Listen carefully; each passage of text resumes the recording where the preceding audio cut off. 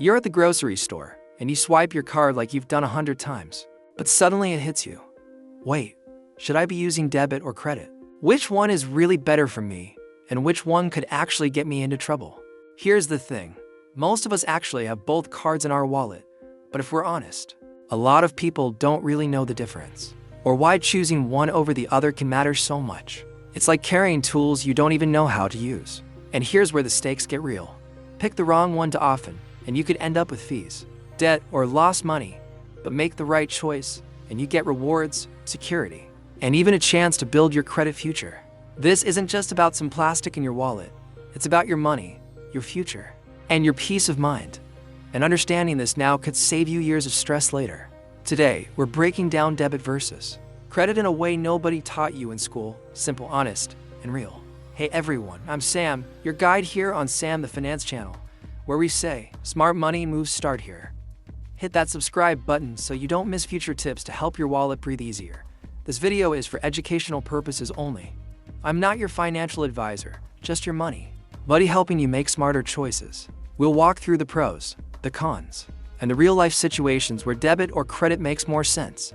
Stick with me, because by the end, you'll know exactly which card won't screw you over. A debit card is like your everyday money buddy. Imagine it as your wallet, but smarter, it's directly linked to your bank account. You can only spend what's actually inside. Nothing extra. It's simple, easy, and keeps your money under control. Think of a debit card like a wallet on a leash.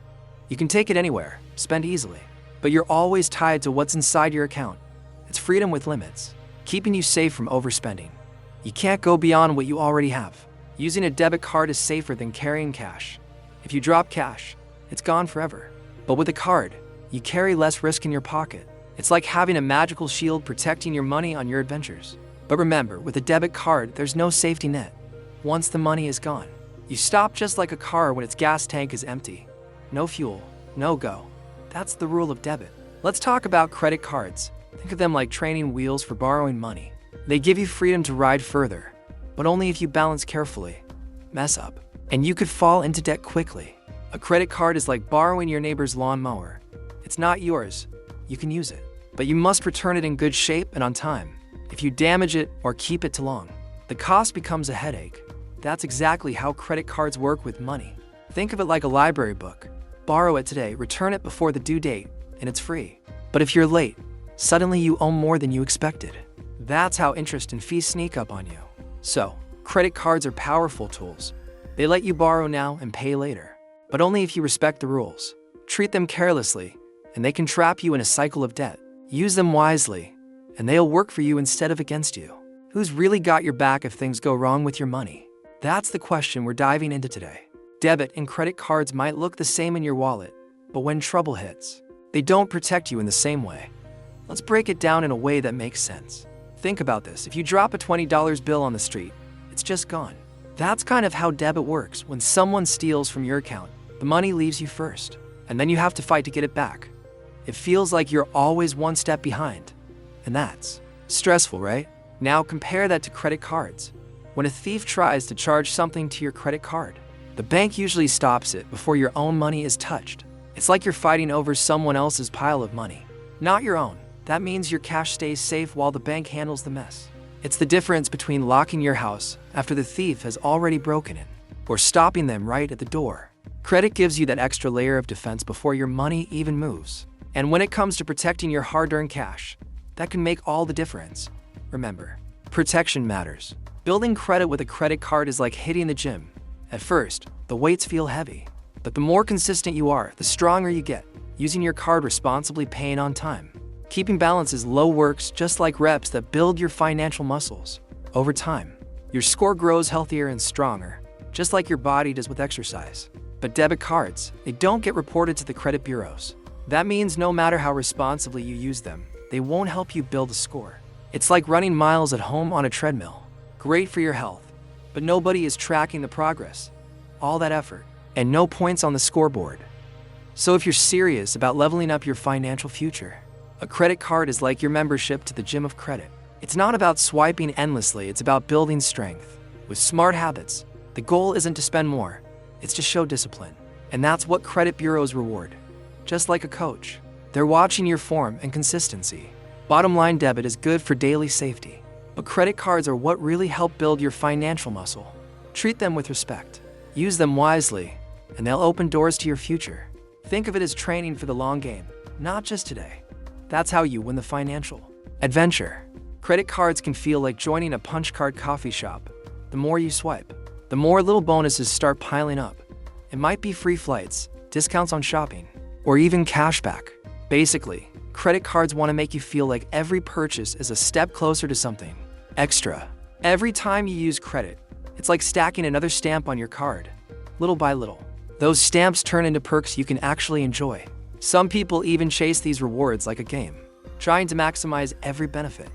It makes spending feel more like an adventure than just paying. Debit cards, on the other hand, usually don't offer much. You swipe, your money goes out, and that's it. No points, no perks, no little bonuses waiting at the end. It's like ordering just a plain sandwich filling, but nothing exciting on the side. So, when it comes to rewards, credit cards clearly win the game. They turn everyday spending into a chance to unlock something fun or valuable. Debit keeps things simple, but credit makes the journey more exciting. It's the difference between a plain road trip and one filled with surprises along the way. Credit cards can feel like stepping into a candy store with no price tags. Everything looks fun, easy, and tempting. You just grab what you want. But once the bill shows up, reality hits, and it's never as sweet as it seemed. That's the trap many people fall into without realizing it. Debit cards, on the other hand, force you to stick with what you have. It's like paying with cash. There's no hiding, no pretending, and no nasty surprise later. This discipline can feel tough, but it keeps your money safe from slipping away. It's like having a built-in guardrail for your spending.